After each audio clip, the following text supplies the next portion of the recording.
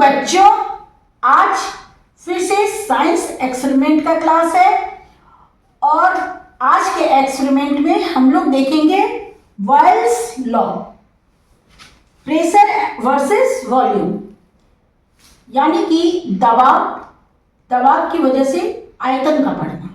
यही आज का जो ये बॉयल्स लॉ है उसमें हम लोग देखेंगे। और इसके लिए मैं यहाँ पर एक प्रयोग करूंगी, बहुत ही सिंपल सा प्रयोग है। इस प्रयोग को करने के लिए बच्चों मैं एक सिरिंज ली हूँ और साथ ही एक मेरे हाथ में गुब्बारा है यानी कि बैलून, और इस बैलून को यहाँ पर मैं गांठ लगाती हूँ और अब मैं इस बैलून को इस सिरिंज के अंदर डाल रही हूँ।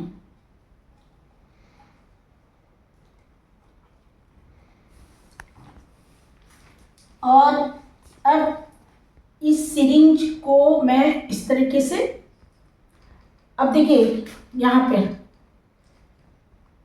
इसे मैं जब ऐसे ऊपर की ओर ले जाती हूँ तो आप देखेंगे कि ये बलून जो है बिल्कुल छोटी सी हो गई है। अब मैं यहाँ पर, आप देखिए ये यहाँ पे जो छेद होता है, होल होता है, उसे मैं यहाँ पे दबाती हूँ और अब मैं इस सिरिंज को नीचे की ओर दबाते हुए नीचे की ओर खींचूंगी।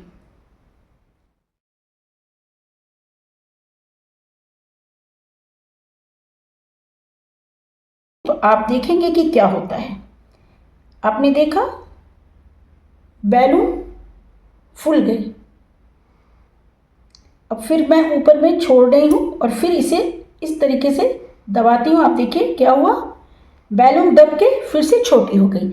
अब आप देखिए फिर से एक बार मैं ऊपर से इसे दबाती हूँ और नीचे की ओर खींचती हूँ सिरिंज को।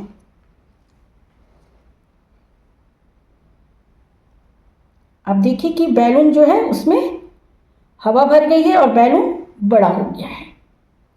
तो इसका वैज्ञानिक कारण क्या है, चलिए मैं आपको समझा देती हूँ। बच्चों, जब हम बैलून को सिरिंज के अंदर डालकर उसके बाद नीचे से सिरिंज को दबाते हैं तो अंदर की हवा के लिए जगह जो है वो कम हो जाती है।